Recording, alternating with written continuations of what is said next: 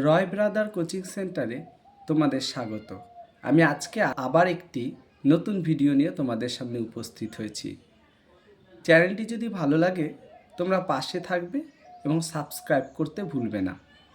আজকে আমাদের ভিডিওর বিষয় হচ্ছে ভারতের ভূপ্রকৃতি থেকে শর্ট প্রশ্ন। ভারতের ভূপ্রকৃতি যেহেতু চ্যাপ্টারটা অনেক বড়, তাই শর্ট প্রশ্নের পরিমাণও অনেক বেশি। তাই আমি যেসব শর্ট প্রশ্নগুলো তোমাদের জন্য বাছাই করে নিয়ে এসেছি সেইগুলি হলো, দেখো চলো কি কি শর্ট প্রশ্ন তোমাদের জন্য নিয়ে এসেছি দেখা যাক। প্রথম 1 নম্বর শর্ট প্রশ্ন, জম্মু ও কাশ্মীর ও লাদাখের মধ্যে কোন হিমালয় অবস্থিত? উত্তর হবে টেথিস হিমালয়। ভারতের উচ্চতম মালভূমি কোনটি? লাদাখ। বিশ্বের উচ্চতম গিরিসড়ক পথের নাম কি? খরদুংলা। বিশ্বের উচ্চতম গিরিপথের নাম কি? উর্মিংলা। ভারতের জাফরান চাষ কোন মাটিতে ভালো হয়? কারেও। কাকে ভূস্বর্গ বলা হয়? কাশ্মীর উপত্যকাকে। দক্ষিণ ভারতের সর্বোচ্চ শৃঙ্গের নাম কি? আনাইমুদি।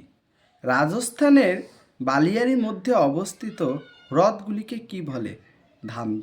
পশ্চিম উপকূলের হ্রদগুলিকে কি বলা হয়? কয়াল। নীলগিরি পর্বতের দক্ষিণে কোন গিরিপথ অবস্থিত? পালঘাট। গঙ্গার সমভূমির নতুন পলিগঠিত সমভূমিকে কি বলে? খাদার। তোমরা এখানে একটা আমাকে প্রশ্নের উত্তর কমেন্ট বক্সে জানাবে।